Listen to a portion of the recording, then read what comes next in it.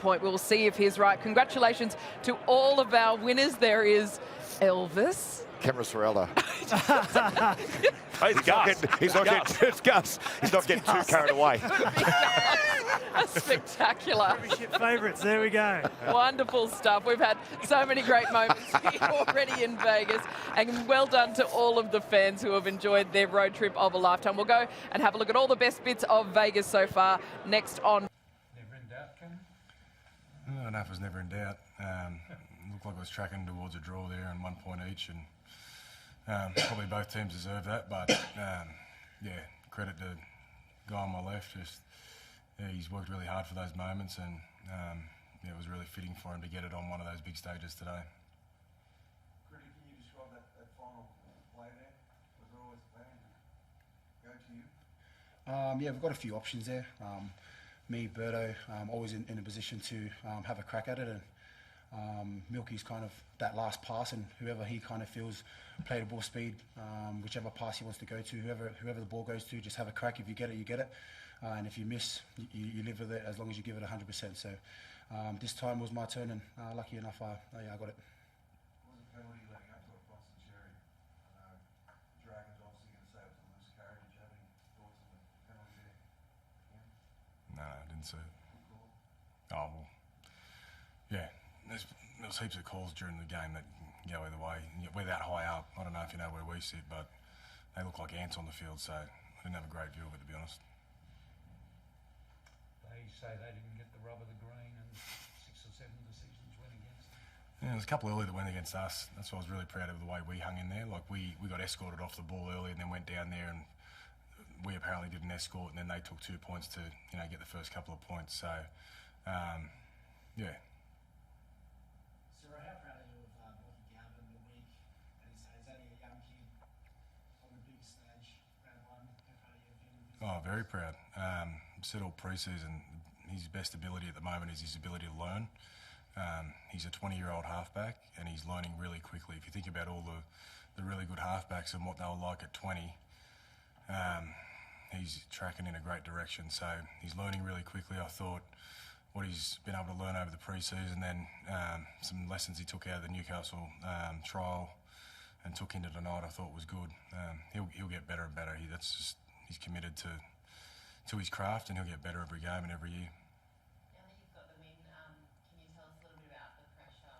Was there more pressure leading up when you knew the ball would come over, the sponsors, the fans? Heavy on you during the week? No, to be honest, not really. But I don't have to play, so might be a better question for the boys. But what I know is when we got to the ground today, I said to the boys, it's like our preparation has been 10 out of 10. So that's one tick, but then you've got to go out and do it for 80 minutes. And you've got to make sure your mindset's in the right place, and I thought they did a really good job of that. It was clunky, it's round one, and I don't think anyone, I don't think there'll be any teams that play their first game of the year and aren't clunky at some points, but yeah, preparation was awesome. Performance was good. But yeah, that's the closest thing you get to a grand final, I feel like the week, the build-up, yeah, the atmosphere. So that's just going to be a great experience for our guys, especially our young players. Just getting that win, can you use it like a bit of a springboard now, going home, so you can really launch your season? Oh, possibly, but we've got 19 days before our next game, so we'll go home and get into a bit of work, and we don't really need to focus on our next game until probably the week leading up to that. So we'll go home, recover firstly, and yeah, get some work in, and then look at our next opponent. You mentioned before, Stephen, so important, so inspirational to this group. I think he was placed on a report for a high shot. Is that you? Again, you're worried there? No, he was nearly on the ground, like he was floating. No, not at all. You've had obviously clutch moments in grand finals. I'm not concerned that's the biggest moment. But where does just the emotion of build up to a game in Las Vegas, and then when you kicking field goal that 5 seconds ago, like you charge back, and where's that sort of rank in terms of just big moments given the context? Yeah, truly blessed to be in that moment, but probably credit to our coach and our coaching staff. We trained for those moments throughout the whole year, and then when it's on the biggest lights, you always fall back to your training, and the way that the boys held in there, like basically 90 minutes of the game, kind of gave me that shot at the end, but I definitely wouldn't have had that without the play the balls before mine, and just the setup plays before that, and obviously Milky's pass too. So it was definitely a team effort, and I'll probably get a lot of praise for that last kick. But if it wasn't for the boys sticking in there all the way to the end, probably wouldn't have had that shot in the first place. So yeah, team effort. Do you feel like this sort of stage is the Galvin that brings out the best in you then, like sort of the clutch plays in grand finals and whatnot? Best in me? Yeah. Yeah, I love it. Once I knew that we'll come into Vegas, it's a very long week, but the biggest thing that I fall back on is my preparation, and having confidence in myself that I've done the work, so that when I come out here, whether it's a mistake or as long as I'm doing everything 100% and just teaching these boys, just trusting the process and enjoying it when it's away as well. You never know when you're going to be in Vegas again, so some off-field stuff as well, and just connecting with the boys there and building that connection for on the field too. And probably most of the plays tonight, the boys made me look good too. So if it wasn't for the boys, like I said, I wouldn't be in those positions to kind of make those big plays. And it's 3 weeks to your next game. How do you treat this next block? Do you give them a period off and they get home, or do you not do that round one? Yeah, we've got a plan there. Like 90-minute game sort of wasn't what we were expecting, but you know, we had 2 wingers come back from injury there. Bailey Hayward, who was outstanding tonight, he got through 90 minutes there. So some of those guys will need a bit of a rest and recover, and then have a couple of days off, and then we'll get back to work. But it looked fine out there. Was there any concern leading into this about him? No. He kept hitting roofs and speakers and all that, so there was no concern about him. He's fine. Would you bring the club again? Oh, you're gonna ask me tomorrow morning? We'll see how we go there, but it was a fantastic experience. Like I've watched Vegas for a couple of years, and like to play to core and things like that, but to be over here this week is outstanding.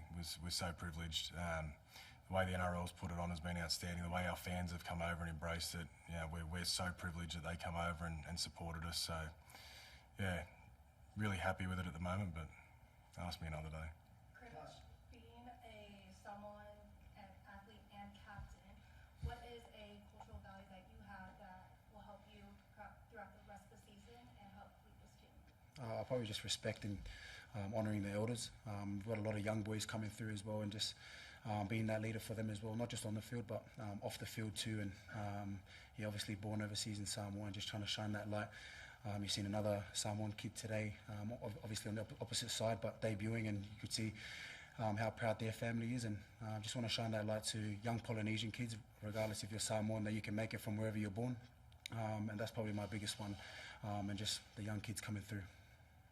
Just start a second half golden point. The blue and white crowd really erupted, but just the whole travelling supporters, how good were they this whole week getting behind you guys? It seems to be the best supported party.